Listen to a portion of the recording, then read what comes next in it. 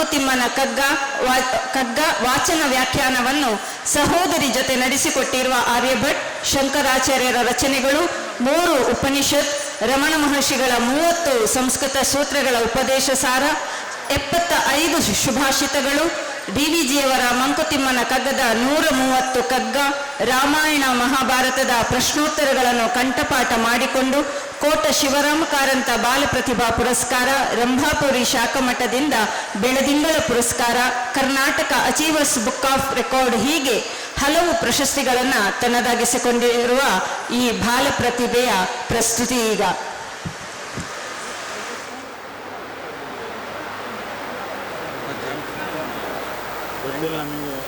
ಯುಗೆ ಯುಗೆ ಅಂತ ಭರವಸೆ ನೀಡಿದ ಗೀತಾಚಾರ್ಯನ ಬಾಲ ಲೀಲೆಗಳನ್ನು ಮೆಲುಕು ಹಾಕಲಿಕ್ಕೆ ನನಗೆ ಚಂದದ ವೇದಿಕೆ ಸಿಕ್ಕಿರೋದು ನನ್ನ ಯೋಗ ಭಾಗ್ಯ. ಲೀಲಾಮಾನುಷ ವಿಗ್ರಹ ನಂದ ಕಂದ ಮುಕುಂದ ಮುಂದೆ ಗೋವುಗಳ ಹಿಂಡನ್ನ ಕೂಡಿಕೊಂಡು ಹಿಂದೆ ಗೋಪಾಲರ ದಂಡನ್ನ ಕಟ್ಟಿಕೊಂಡು ನಂದ ಗೋಕುಲದ ಅಂಗಳದಲ್ಲಿ ಆನಂದದಿಂದ ಇಳಿತಾ ಇದ್ದಾನೆ. ಆಟ ಆಡದ ಆಟ ಇಲ್ಲ, ಮಾಡದ ಮಾಟ ಇಲ್ಲ, ನೋಡದ ನೋಟ ಇಲ್ಲ. ಹಾಲು ಮೊಸರು ಬೆಣ್ಣೆ ಕದ್ದು ತಿಂದು ತೇಗ್ತಾ ಪೂತನಿ ಶಕಟಾಸುರ ಬಕಾಸುರ ಮೊದಲಾದ ರಾಕ್ಷಸರನ್ನ ಸಂಹಾರ ಮಾಡಿ ಭೂಭಾರವನ್ನು ಕಡಿಮೆ ಮಾಡುವ ಕಾಯಕದಲ್ಲಿ ತೊಡಗಿಕೊಂಡಿದ್ರೆ ಇತ್ತ ಕಂಸನ ಪಿತ್ತ ನೆತ್ತಿಗೇರಿ ಕೆಂಡಾಮಂಡಲವಾಗಿದ್ದಾನೆ. ಕೃಷ್ಣನನ್ನು ಕೊಲ್ಲಲಿಕ್ಕೆ ಅಂತ ಈಗ ಅಘಾಸುರನನ್ನು ಕಳಿಸಿದ್ದಾನೆ. ಅಘಾಸುರ ನನ್ನ ಸಹೋದರಿ ಪೂತನಿಯನ್ನ, ಸಹೋದರ ಬಕನನ್ನ ಕೊಂದ ಕೃಷ್ಣನನ್ನ ನಾನು ಸುಮ್ಮನೆ ಬಿಡೋದಿಲ್ಲ.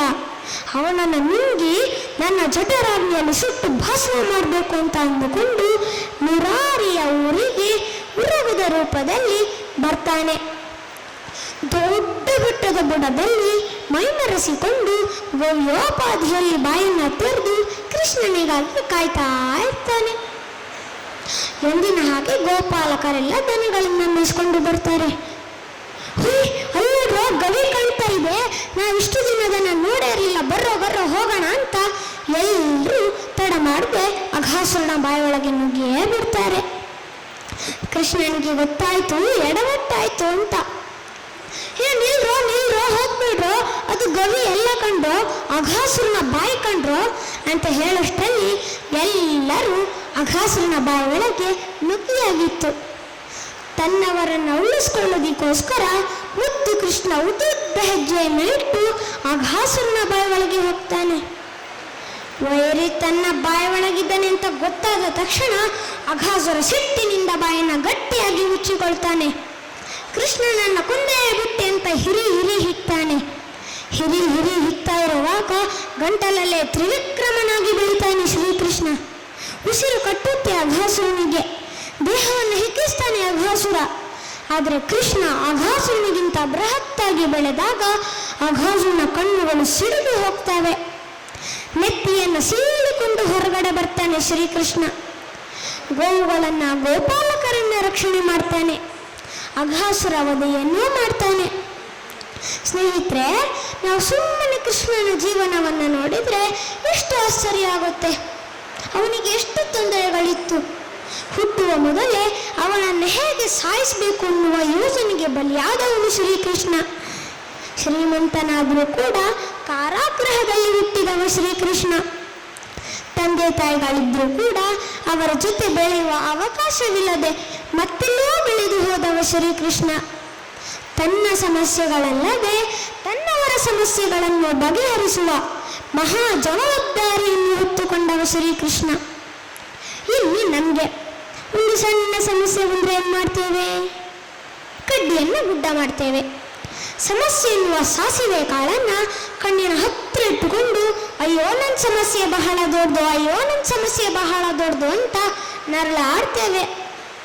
DVಜಿಯವರೊಂದು ಕಗ್ಗದಲ್ಲಿ ಹೇಳಿದ್ದಾರೆ, ತೆರಚುಗಾಯವ ಕೆರೆದು ಹುಣ್ಣನಾಗಿ ಪುದುಕಪಿ ಕೊರತೆಯೊಂದನು ನೀನು ನೆನೆದು ಕೆರಳಿ ಧರೆಯೆಲ್ಲವನ್ನು ಶಪಿಸಿ ಮನದಿ ನರಕವ ನಿಲ್ಲಿಸಿ ನರಳುವುದು ಬದುಕೇನು ಮಂಕುತಿಮ್ಮ, ನರಳುವುದು ಬದುಕೇನು ಮಂಕುತಿಮ್ಮ. ತರಚು ಗಾಯವ ಕೆರೆದು ಹುಣ್ಣನಾಗಿ ಪುದು ಕಪಿ, ಕೊರತೆಯಿಂದನು ನೀನು ನೆನೆದು ಕೆರಳಿ, ಧರೆಯೆಲ್ಲವನು ಶಪಿಸಿ ಮನದಿ ನರಕವ ನಿಲ್ಲಿಸಿ, ನರಳುವುದು ಬದುಕೇನು ಮಂಕುತಿಮ್ಮ ಮಂಕುತಿಮ್ಮ. ನಮ್ಮ ಜೀವನದಲ್ಲಿ ಎಷ್ಟೇ ಸಮಸ್ಯೆಗಳು ಬರಲಿ, ಎಷ್ಟೇ ತೊಂದರೆಗಳು ಬರಲಿ, ನಾವು ಯಾರ ಹಾಗೆ ಇರಬೇಕು? ಶ್ರೀಕೃಷ್ಣನ ಹಾಗೆ ಇರಬೇಕು. ಕಷ್ಟ ಕಷ್ಟ ಅಂತ ಕೊರಗಬಾರ್ದು. ಆತ್ಮವಿಶ್ವಾಸವನ್ನು ತುಂಬಿಕೊಂಡು ಆ ಸಮಸ್ಯೆಯನ್ನು ಬುದ್ಧಿವಂತಿಕೆಯಿಂದ ಬಗೆಹರಿಸಿಕೊಳ್ಳಬೇಕು. ದ್ರೌಪದಿಯ ಮೊರೆ ಕೇಳಿ ದಿವ್ಯಾಂಬರವಾದ, ಸಖನಾದ ಪ್ರೀತಿಯಲ್ಲಿ ತಾಕು ಚೇಲನಿಗೆ, ತಾನೆ ಸಾರಥಿಯಾದ ಒಲಿದೊಲಿದು ಪಾರ್ಥನಿಗೆ, ಶ್ಯಾಮನೊಲುಮೆ ಒಲುಮೆ ಮುದ್ದು ರಾಮ. ಭವದ ಬಂಧನವನ್ನು ಕಳೆಯುವ ಆ ಭಗವಂತ ನಮ್ಮ ಬದುಕಿಗೆ ಬೆಳಕಾಗಿ ಬರಲಿ ಅಂತ ಹಾರೈಸ್ತಾ, ನನಗೆ ಇಲ್ಲಿ ಚಂದದ ಅವಕಾಶ ಮಾಡಿಕೊಟ್ಟಂತಹ ಎಲ್ಲ ಹಿರಿಯರಿಗೂ ತುಂಬ ಹೃದಯದ ಧನ್ಯವಾದಗಳು. ಲೋಕ ಸಮಸ್ತ ಸುಖಿನೋ ಭವಂತು. ಜೊತಿನ ಪ್ರಾಂತ್ಯ ವಿದ್ಯಾರ್ಥಿ ಪ್ರಮುಖರು.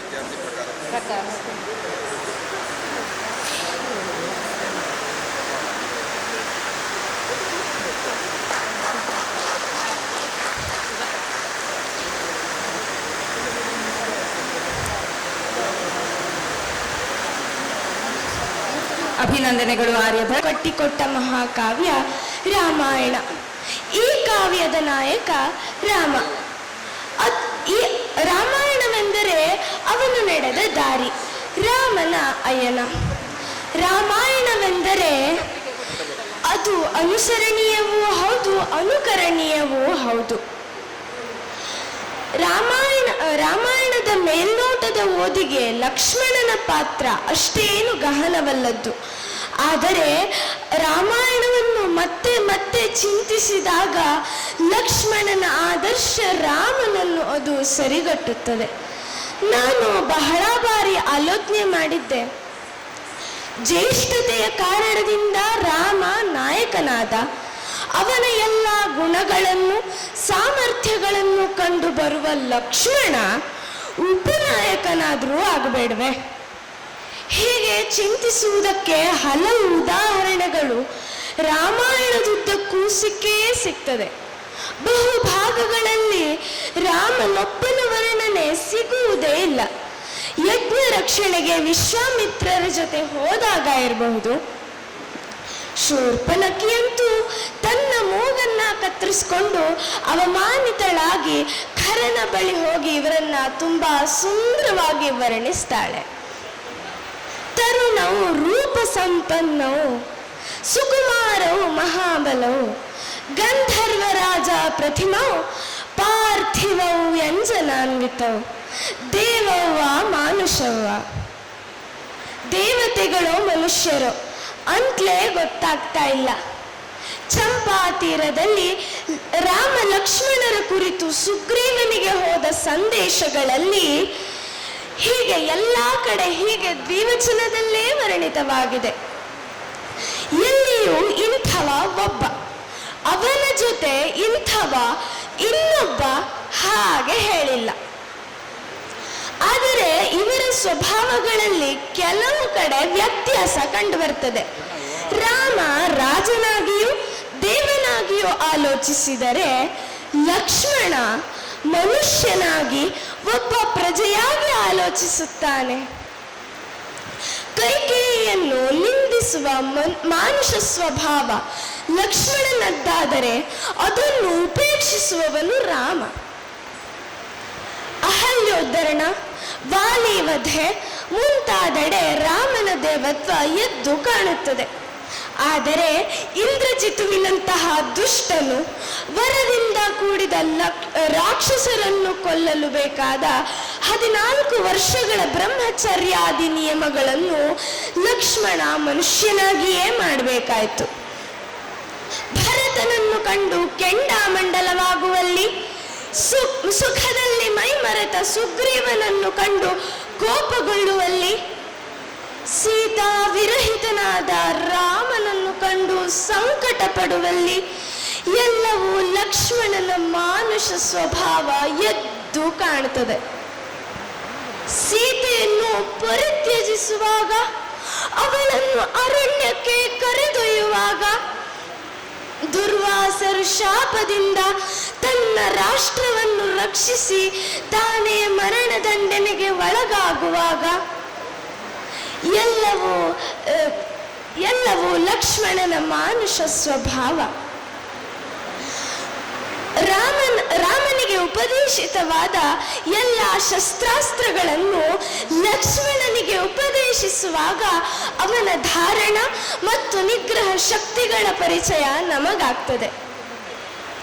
ಲಕ್ಷ್ಮಣನೊಬ್ಬ ಭಕ್ತನೆಂಬುದು ಇಡೀ ರಾಮಾಯಣದುದ್ದಕ್ಕೂ ಕಂಡುಬರುವ ವಿಷಯ.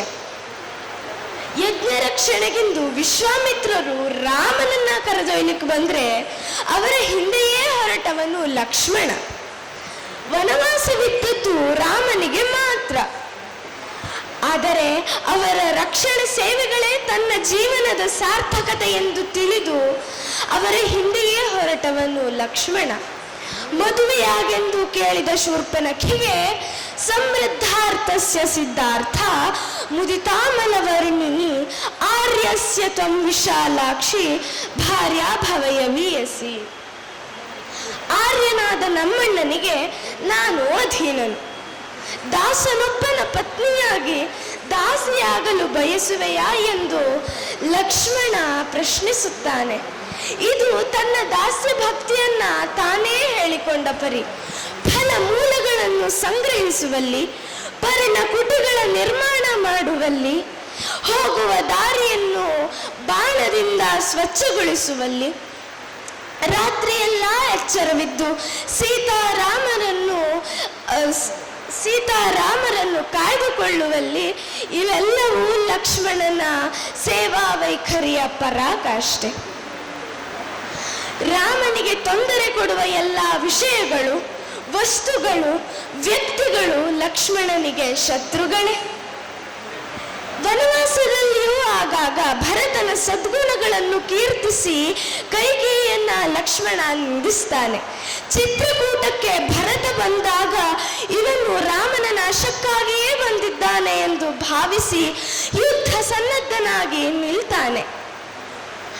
ಹಾಗೆ 14 ವರ್ಷಗಳ ಕಾಲ ತನ್ನ ಆಹಾರ ನಿದ್ರಾದಿಗಳನ್ನು ತ್ಯಜಿಸಿ ರಾಮ ರಕ್ಷಣೆಯಲ್ಲಿದ್ದು ಅವನ ಇಂದ್ರಿಯ ಮತ್ತು ಮನೋನಿಗ್ರಹದ ಬಲವಲ್ಲದೆ ಅವನ ಧೀರತೆಯನ್ನು ಗುರುತಿಸಲು ಇನ್ನೂ ನಿದರ್ಶನ ಬೇಕಿಲ್ಲ. ಮಿತಭಾಷಿ, ಕರ್ಮಯೋಗಿ, ವೀರ, ಧೀರ, ವಿರಾಗಿ, ಶಕ್ತಿವಂತ. ಗೀತೆಯ 12ನೇ ಅಧ್ಯಾಯದಲ್ಲಿ ಭಗವಂತ ಹೇಳಿದ ಹಾಗೆ ಭಕ್ತರ ಎಲ್ಲ ಲಕ್ಷಣಗಳನ್ನು ಮೂರ್ತಿ ಭವಿಸಿದ ರೂಪವೆಂದರೆ ಲಕ್ಷ್ಮಣನೇ. ಇಂತಹ ಮಹಾ ಆದರ್ಶವೊಂದು ಕಾವ್ಯದ ಓದಿನಲ್ಲೂ ದೈನಂದಿನ ಭಾವದಲ್ಲೂ ಗೌಣವಾಗಿಯೇ ಕಾಣುತ್ತಿರುವುದು ನಮ್ಮ ಆಲೋಚನೆಯ ಅವಲೋಕನದ ಸೋಲು. ಪೂರ್ಣಾವತಾರ ರಾಮನಲ್ಲಿಯ ಅನುರಕ್ತಿಯ ಅಭಿವ್ಯಕ್ತಿಯೇ ನಾವು ಲಕ್ಷ್ಮಣನನ್ನು ಉಪೇಕ್ಷಿಸುವುದಕ್ಕೆ ಕಾರಣವೇನೋ ಅನಿಸಿದ್ದು ಇದೆ. ಆದರೆ ಕಾವ್ಯದ ಕಾವ್ಯಾಂತರ್ಗತ ಮಹಾ ಆದರ್ಶವೊಂದು ಮಹಾಪೂರವನ್ನಿತ್ತ ಪ್ರಾಚೀನ ಪರಂಪರೆಗೆ ಮತ್ತೆ ಮತ್ತೆ ಅಭಿನಂದಿಸುತ್ತಾ ನನ್ನ ಮಾತನ್ನ ಮುಗಿಸ್ತೇನೆ. ಧನ್ಯವಾದ. ಪ್ರಾಂತ್ಯ ಕಾರ್ಯದರ್ಶಿಗಳು.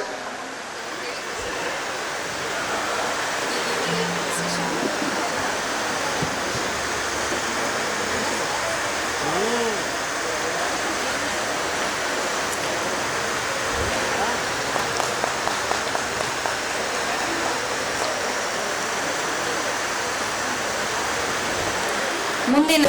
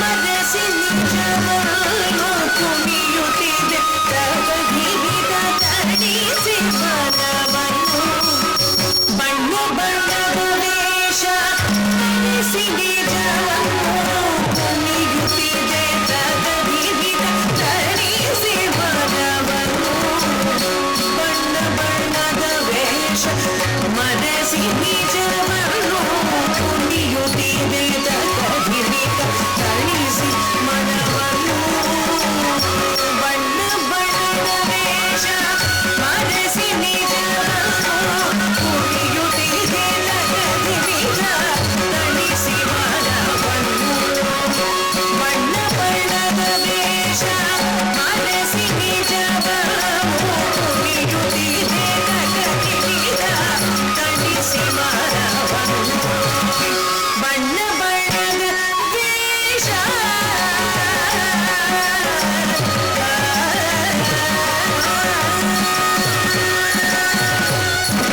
ಒಮ್ಮೆ ರಾಮನಾಗಿ ಚಂಡಿ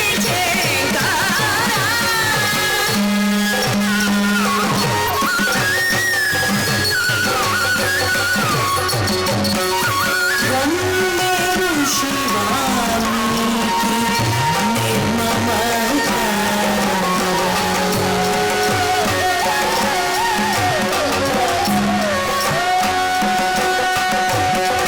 ಮರತಳಿಗೆ ಮಗದೊಂದು ರಾಮ ಸಾಕಾರ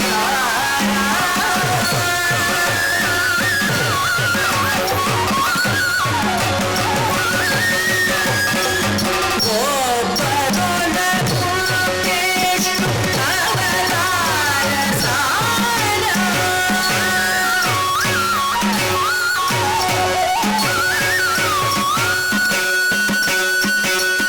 ಒಮ್ಮೆ ರಾವಣನಾಗಿ ಚಂಡಿಚೇತ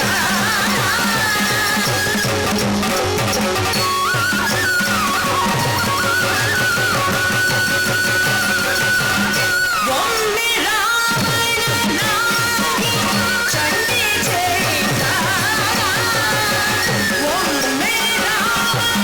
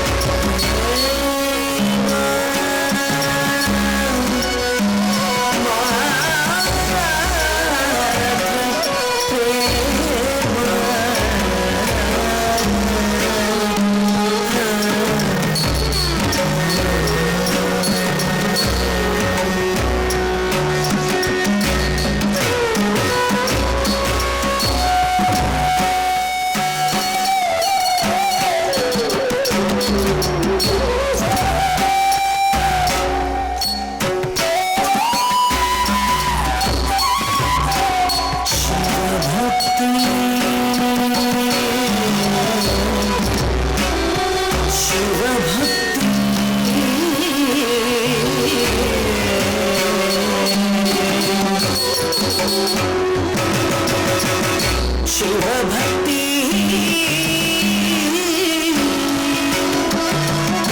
ಓಂ ನಮಃ ಶಿವಾಯ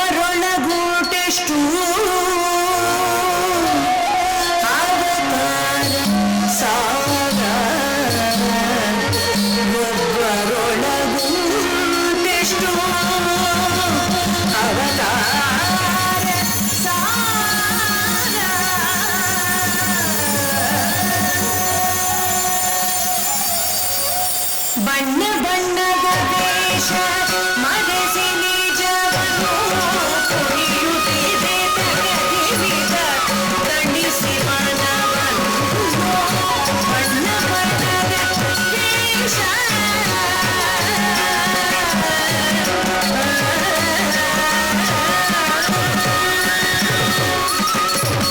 ಭಾಗವತಿ ಕೇಯನಿಗೆ ಭಕ್ತನ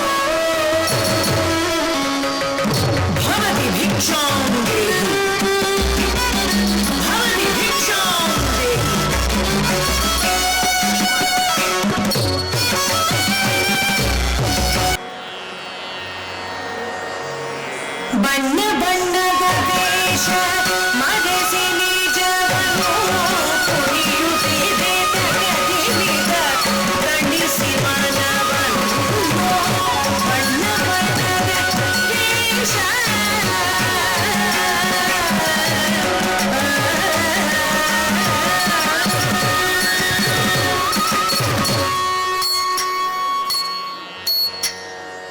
ಕರವಾಳ ಕರಧೂಳಿ ಮರದಿ ಕಣ್ಣೀರು ಜಗದ ನೀರಿಯರಳೆವ ಬಣ್ಣದ ತೇರು ಕರವಾಳ ಕರಧೂಳಿ ಮರದಿ ಕಣ್ಣೀರು ಜಗದ ಬೀದಿಯರಳೆವ ಬಣ್ಣದ ತೇರು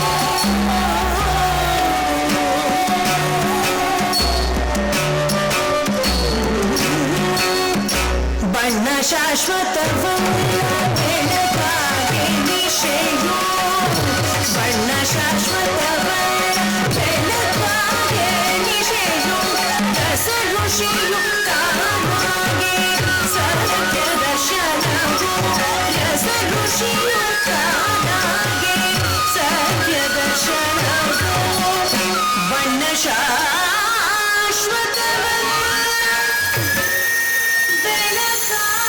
ಬೆಳಕಾಗಿ ನಿಶೆಯು ಬಣ್ಣ ಶಾಶ್ವತವಲ್ಲ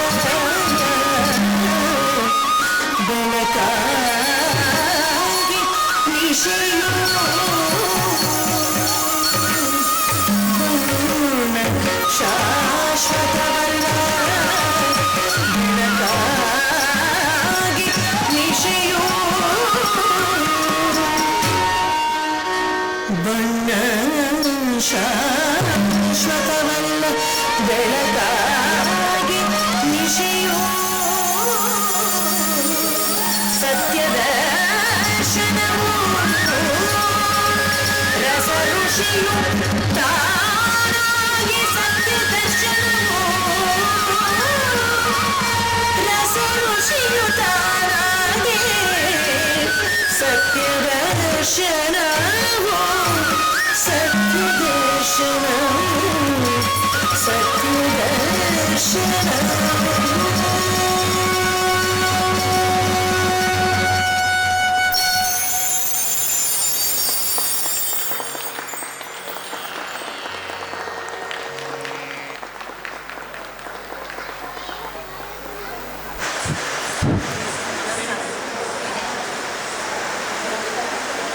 ಮಾನವನು ಸಂದರ್ಭಕ್ಕನುಗುಣವಾಗಿ ಧರಿಸುವ ಮುಖವಾಡದ ಪರಿಚಯವನ್ನು ತನ್ನ ನೃತ್ಯ ರೂಪಕದಿಂದ ನಮ್ಮ ಕಣ್ಣಿಗೆ ಕಟ್ಟುವಂತೆ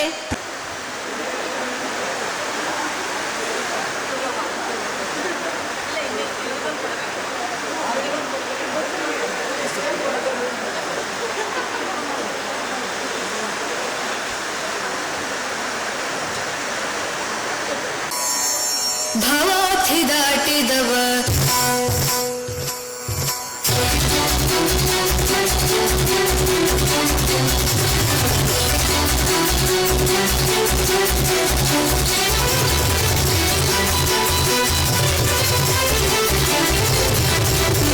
ತಂಬೂರಿ ಮೀಟಿದವ ಭವಾರ್ಥಿ ದಾಟಿದವ ತಂಬೂರಿ ಮೀಟಿದವ ಭವಾರ್ಥಿ ದಾಟಿದವ ತಂಬೂರಿ ಮೀಟಿದವ ಭವಾರ್ಥಿ ದಾಟಿದವ ತಂಬೂರಿ ಮೀಟಿದವ ಭವಾರ್ಥಿ ದಾಟಿದವ ತಾಳವ ಕಟ್ಟಿದವ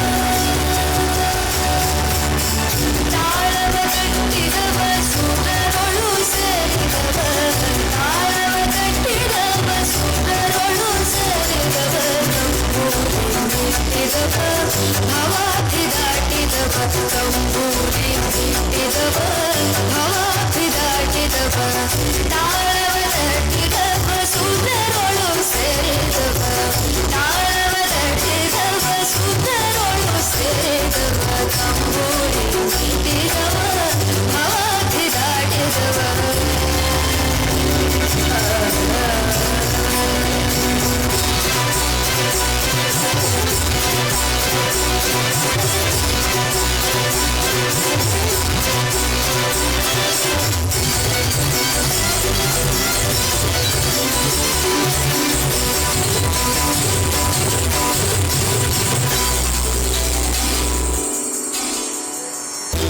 ಗೆಜ್ಜೆ ಕಟ್ಟಿದವ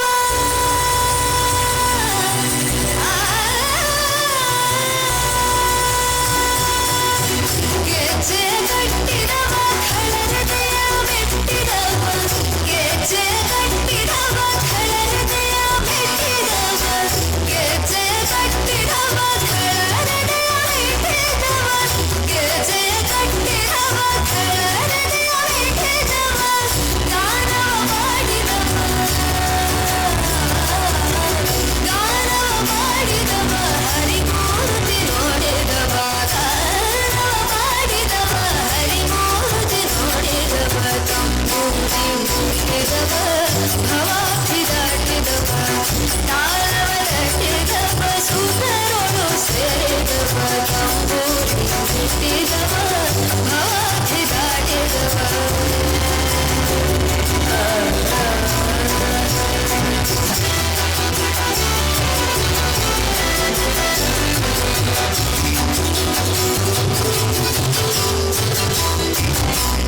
ವಿಠಲನ ನೋಡಿದವ ವಿಠಲನ ನೋಡಿದವ ಪುರಂದರ ವಿಠಲನ ನೋಡಿದವ ವೈಕುಂಠಕ್ಕೆ ಓಡಿದವ ವಿಠಲನ ನೋಡಿದವ ವೈಕುಂಠಕ್ಕೆ ಓಡಿದವ ವಿಠಲನ ನೋಡಿದವ ವಿಠಲನ ನೋಡಿದವ ವಿಠಲನ ನೋಡಿದವ ವೈಕುಂಠಕ್ಕೆ ಓಡಿದವ ವಿಠಲನ ನೋಡಿದವ ವೈಕುಂಠಕ್ಕೆ ಓಡಿದವ ವಿಠಲನ ನೋಡಿದವ ವೈಕುಂಠಕ್ಕೆ ಓಡಿದವ ವಿಠಲನ ನೋಡಿದವ ವೈಕುಂಠಕ್ಕೆ ಓಡಿದವ ವಿಠಲನ ನೋಡಿದವ ವೈಕುಂಠಕ್ಕೆ ಓಡಿದವ ತಂಬೂರಿ ಮುಟ್ಟಿದವ ಭವಾಬ್ಧಿ ದಾಟಿದವ ತಾಳವ ತಟ್ಟಿದವ ಸುತರೊಳು ಸೇರಿದವ ತಂಬೂರಿ ಮುಟ್ಟಿದವ ಭವಾಬ್ಧಿ ದಾಟಿದವ ತಂಬೂರಿ ಮುಟ್ಟಿದವ ಭವಾಬ್ಧಿ ದಾಟಿದವ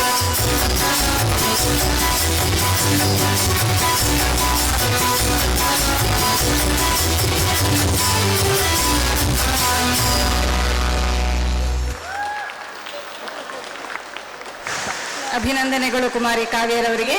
ಇವರಿಗೆ ಪುಸ್ತಕ